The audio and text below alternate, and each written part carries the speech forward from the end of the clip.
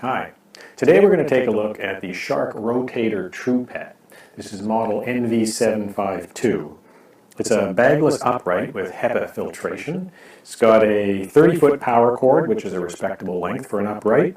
It has a motor-driven brush bar, which you'd expect in a vacuum of this size. It also weighs in the neighborhood of about 15.5 pounds. It's not too heavy. It's not a particularly light machine either. Today we're going to run it through its paces and take a look at some of the features of the vacuum. The vacuum comes with a host of accessories and tools which we've laid out here. Here we've got the Dusting Genie, which is essentially a crevice tool with an extendable brush on it.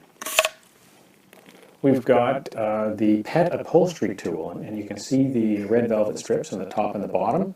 Those help ensure you don't mar or mark your upholstery. This is a dusting brush, which is good for doing hard surfaces and upholstery as well. There's the TruePet motorized brush. It's a heavier tool because indeed it does have a motor in it. It's good for pet hair, obviously, and also for loose debris and stuff on upholstery and other surfaces. It's also got a suction release on the top in case the suction is a little too powerful. This is what's known as the Hard Floor Genie. It's an interesting tool. It's got a suction channel in the front and an area for a microfiber pad here. And the microfiber pad comes with the vacuum cleaner. And it's pretty easy to install. You put it on, it's got a couple of tabs that reach over and attach to a Velcro strip that's on top of the device here. So it goes on pretty easy. And there you go, you've got a nice soft dusting pad. You don't want to use this on a wet surface, or you don't want to dampen the cloth or anything. It's for dry only. And when you're finished with it, it's machine washable, and it comes off again pretty easy. All of these things fit into the bag, nicely provided by Shark. It's an accessory bag. Over here is something called the canister caddy. This is the unit that converts the upright vacuum into a canister vacuum, and we'll show you how that works a little later on. Probably one of the most interesting aspects of this vacuum cleaner is its ability to operate as an upright, a canister, and to some extent a handheld vacuum. And here we can see it in upright mode. We can step it down, and you can see how it works. The nozzle is quite maneuverable. However, we notice that it does feel a little top-heavy, and you can see why. And we do wonder if that would cause a bit of wrist strain over time. However, we read a lot of consumer reviews, and we have yet to see anybody really complaining about that. So perhaps it's something you get used to over time. Now, putting the vacuum into canister mode is quite easy. There's a lift-away button here. We depress this button, and the assembly of the dust canister and motor simply comes out, and it fits onto our canister caddy. Clicks in, and that's it. And you've essentially got a canister vacuum. And you can go ahead, operate it like so. Tags along behind you like a canister vacuum. Is it as good as a vacuum that's designed to be a canister? Perhaps not quite as mobile, a little bit top-heavy maybe, but it seems to work fine. Now in handheld mode, it essentially involves just pulling the lift-away button, pushing it again, and you can lift the assembly away. You don't need this. And what you have at this point is a vacuum you can essentially walk around with. Now you may not want to use the full vacuum nozzle here, and so you can go ahead and, let's say, put a tool onto the vacuum handle. Now this makes it's a great little tool for doing stairs and a few things like that. In addition, the tools, they fit onto not only into the handle, they also fit onto the wand. So we can take the wand here, there's another button, releasing the wand, goes onto the handle, and we can go ahead and put the tool onto the end of that. So now, we have a much longer reach, more comfortable, and you can still walk around with this unit. Putting everything back together is also very easy. Once you figure out where all the buttons and things are, we can put the nozzle back on the end of this thing. We'll stand it up. And then the assembly. That's it. And you're back in your upright mode. The vacuum handle here has several controls on it. Here is your basic on-off, which is very conveniently located. Here you have brush bar controls, or brush roll, some people prefer to call it that. The bottom here is hard floor. Now what that means is that the roll in the main nozzle, the bottom of the vacuum, it won't spin on hard floor. That ensures that there's no scattering of debris when you're using it, and it also ensures that it's not scuffing hard floor. Some hardwood surfaces can actually get scuffed by if your brush roll is spinning. Second up here is low pile carpet, and that's a very short carpet, and that'll start the brush roll spinning. When we move it up to the top, this setting is called thick carpet and area rugs. Now the brush bar continues to spin here, but what happens is it opens these side vents, and it helps to reduce the suction at the main nozzle, which allows you to still move the vacuum across thick carpet and also to vacuum area rugs without pulling them up. Now down in the main nozzle of the vacuum cleaner, you'll see the brush bar in here, and I've actually added a neat little feature which is a clear window, so you can see, for example, if anything's gotten raveled up or tied up in there. There's also a brush roll indicator light here which turns green to tell you when the brush roll is spinning. Now, an interesting feature here is no matter what setting I have on the handle, this brush roll is not going to spin when the vacuum's in an upright position like this, and that ensures that you don't stop the vacuum with the brush roll spinning and, for example, burn your carpet. So now, I'll turn the vacuum on. You'll see, not only will you see the bright headlights across here, but you'll notice that the brush roll, no matter what my setting is here on the handle, will not spin.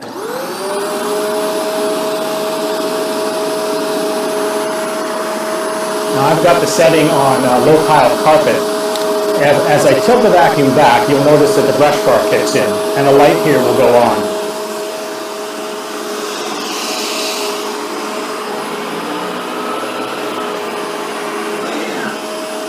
And again, it turns itself off as soon as I tilt the vacuum into the upright position.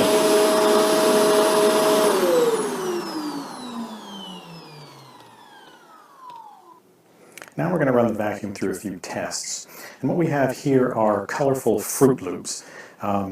They've been ground up, some of them, so there's like a fine powder as well as some fairly large pieces. In addition, we're going to run the machine beside a Dyson DC65. You know, sometimes just that comparison is really a helpful thing to look at. And the NV752 is often compared to the Dyson. So we're just going to do one pass, and we'll just see how these things perform. So first off, let's take a look at the Dyson.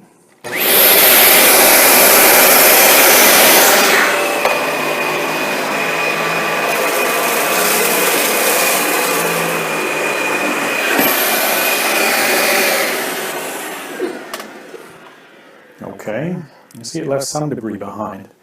Now let's turn on the Shark. Quite a bit quieter, it seems, off the bat. And the Shark is also on low pile carpet setting.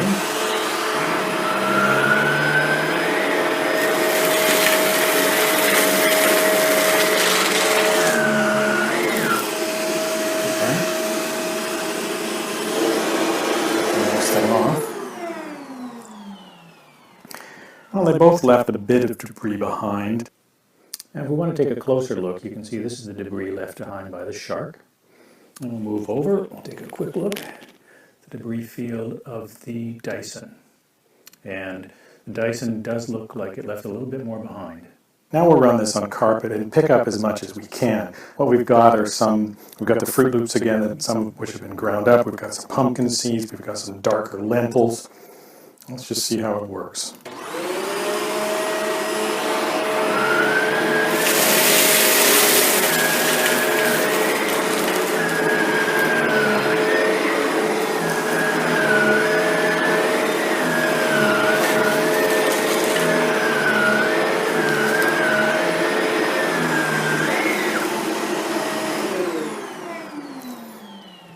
The vacuum was set on low pile.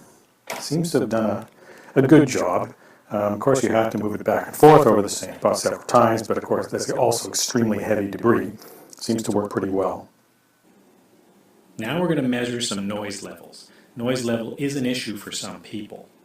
We're going to do a comparison again, the DC65 and the Shark. What we've got is a digital sound level meter set up 3 feet away from the vacuums. Each vacuum will be tested with the brush bar off and then with the brush bar on. We'll record the decibels and we'll let you know the results.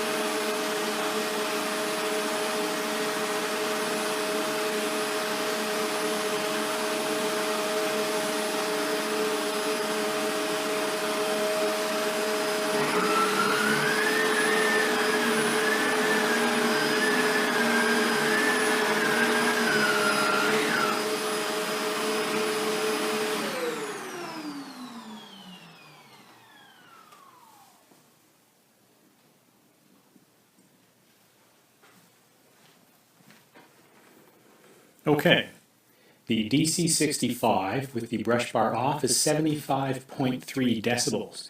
The Shark, by comparison, is only 73.9 decibels. With the brush bar on, the DC65 was 80.6 decibels. The Shark, with the brush bar on, was 78.6 decibels. Now we're going to do a few quick suction power tests. We've brought out the Shark, the Dyson again, DC65. We've also brought out an LG LUV250C. The idea behind that is that the Shark and the Dyson are fairly powerful vacuums. The LG LUV250C is something of an average bagless upright, so we thought we'd test that as well, just to give you a comparison. So first, let's start with the Dyson. We have a vacuum gauge here, and we've had to tape it onto the end of the Dyson hose because the hose is a little bit irregular, but let's get on with it, see what kind of power we get out of this.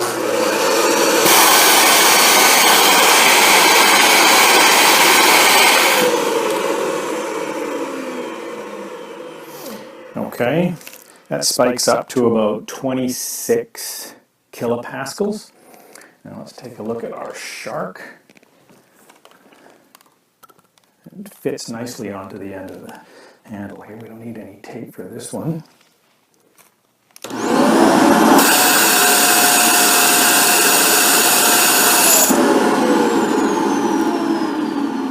Okay, we're up at around 24 for the Shark. And now we'll take a look at the LG, just for comparison. Over here.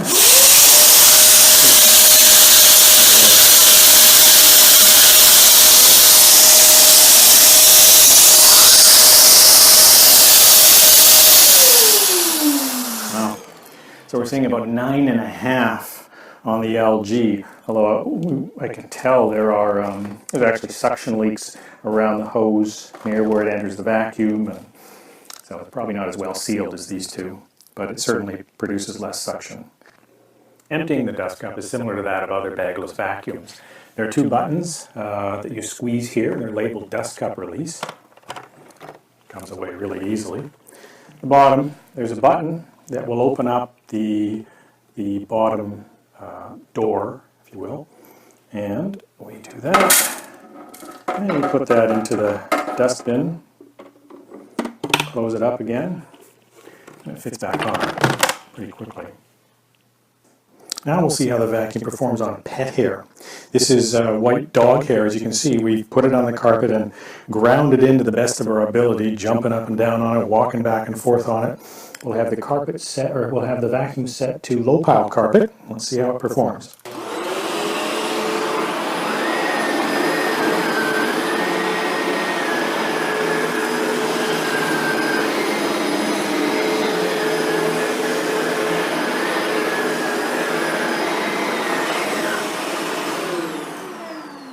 Well, it made very short work of that. Now we're going to take a look at the cleaning ability of the True Pet motorized brush. We've attached it here to the end of the handle. We've got more ground-in pet hair and a few other odds and ends. Now typically you probably wouldn't be using this on your main area of carpet, or at least an area that you could go over with the machine. But this will give you an idea of the cleaning ability of this motorized tool.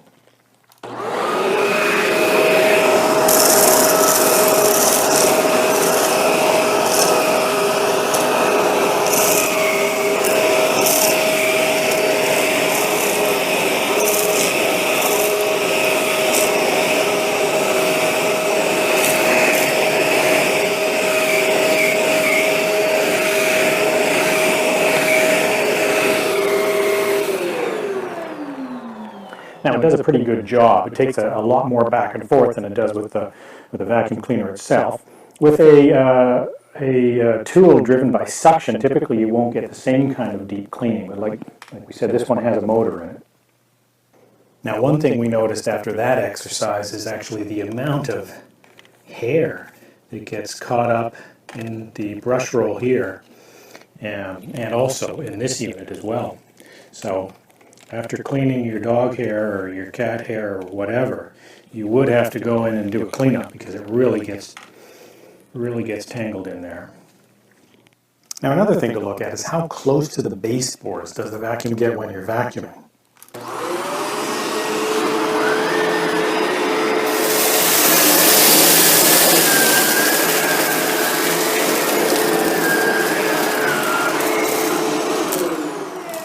Now that worked really well. It was up tight against the baseboards. But looking at the underside of the nozzle, we can see that this right side of the vacuum is going to clean up much tighter to the baseboards than the left side. So let's see how the left side performs.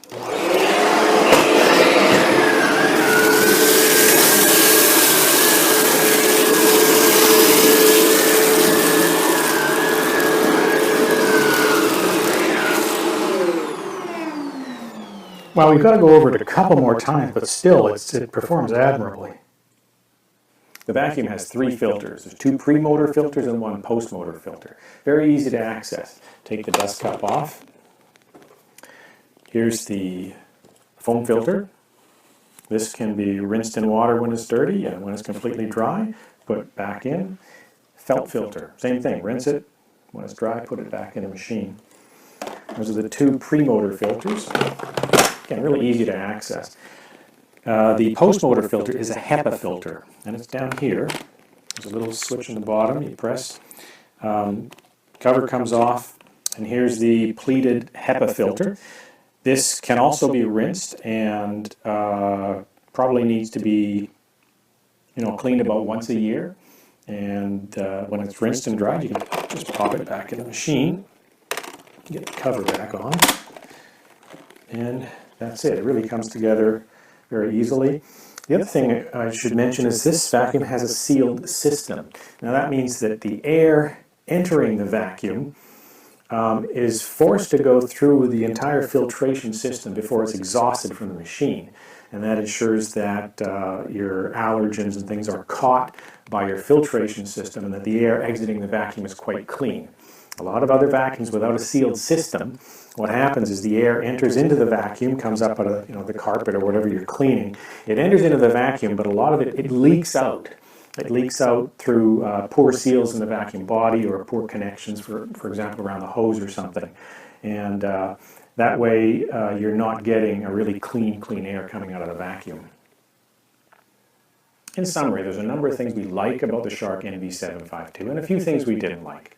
So what did we like? The machine's very ergonomic. Switches and buttons are easy to use, and they're all in intuitive places. Things come apart very easily, and they go back together very easily. Comes with a lot of attachments, which is really handy. The lift-away feature itself is great. It's easy to use, and it's effective. There's good pickup on both carpet and bare floors, and it does pull up pet hair well. The machine also has strong suction, which we saw on the vacuum gauge. It's quieter than the Dyson DC65. Having said that, though, it's probably, I wouldn't really say that this is a particularly quiet vacuum. The dust canister is easy to empty, and it comes with a sealed system. The hose and the handle provide about 8 feet of cleaning reach. You've got a 30-foot power cord, which is nice and long. And finally, there's easy maintenance with this machine, and there's little to replace. The filters are all washable. The lights, which there's a light in the handle here, lights in the nozzles, all the bulbs last the lifetime of a vacuum. The machine has a belt, but that also lasts the lifetime of the vacuum, and it's a bagless machine, so there's no bags to buy. So what didn't we like? The machine feels a bit heavy on the wrist when in upright mode and you're trying to turn it. Now that's because of this bolt here a little bit, and you can feel that when you're trying to change direction of the vacuum. The canister feature as well, we found that a bit clumsy. It's probably not something we'd use very often. And we also saw with dealing with the pet hair, well, it pulls everything up. With long pet hair, you've got to really clean out the brush bar afterwards. You probably wouldn't have to do that if you're dealing with a shorter pet hair. Now, we didn't test the hard floor Genie, but a number of owners have reported that it has adequate performance, but nothing special. So, now, this machine will cost you between $300 and $350, depending on which retailer you go to. In our mind, for what you get, it's a reasonable price. It also carries a 7-year warranty, which is really quite long for an upright. It kind of puts it in the territory of a German-made Miele, for example. Now, we were really impressed overall with the Shark NV752. It's on our website, we have rated this machine 94 out of 100, and it's made our list of the best uprights. So thanks a lot for watching, and we'll hope to see you again soon. Hi. Today we're going to take a look at the Shark Rotator True Pet. This is model NV752. It's a bagless upright with HEPA filtration. It's got a 30-foot power cord, which is a respectable length for an upright. It has a motor-driven brush bar, which you'd expect in a vacuum of this size. It also weighs in the neighborhood of about 15.5 pounds. It's not too heavy. It's not a particularly light machine either. Today we're going to run it through its paces and take a look at some of the features of the vacuum. The vacuum comes with a host of accessories and tools which we've laid out here. Here we've got the Dusting Genie, which is essentially a crevice tool with an extendable brush on it. We've got the Pet Upholstery tool, and you can see the red velvet strips on the top and the bottom. Those help ensure you don't mar or mark your upholstery. This is a dusting brush, which is good for doing hard surfaces and upholstery as well. There's the True Pet motorized brush. Now it's a heavier tool because indeed it does have a motor in it. It's good for pet hair, obviously, and also for loose debris and stuff on upholstery and other surfaces. It's also got a suction release on the top in case the suction is a little too powerful. This is what's known as the Hard Floor Genie. It's an interesting tool. It's got a suction channel in the front and an area for a microfiber pad here. And the microfiber pad comes with the vacuum cleaner. And it's pretty easy to install. You put it on, it's got a couple of tabs that reach over and attach to a Velcro strip that's on top of the device here. So it goes on pretty easy. And there you go, you've got a nice soft dusting pad. You don't want to use this on a wet surface, or you don't want to dampen the cloth or anything. It's for dry only. And when you're finished with it, it's machine washable, and it comes off again pretty easy. All of these things fit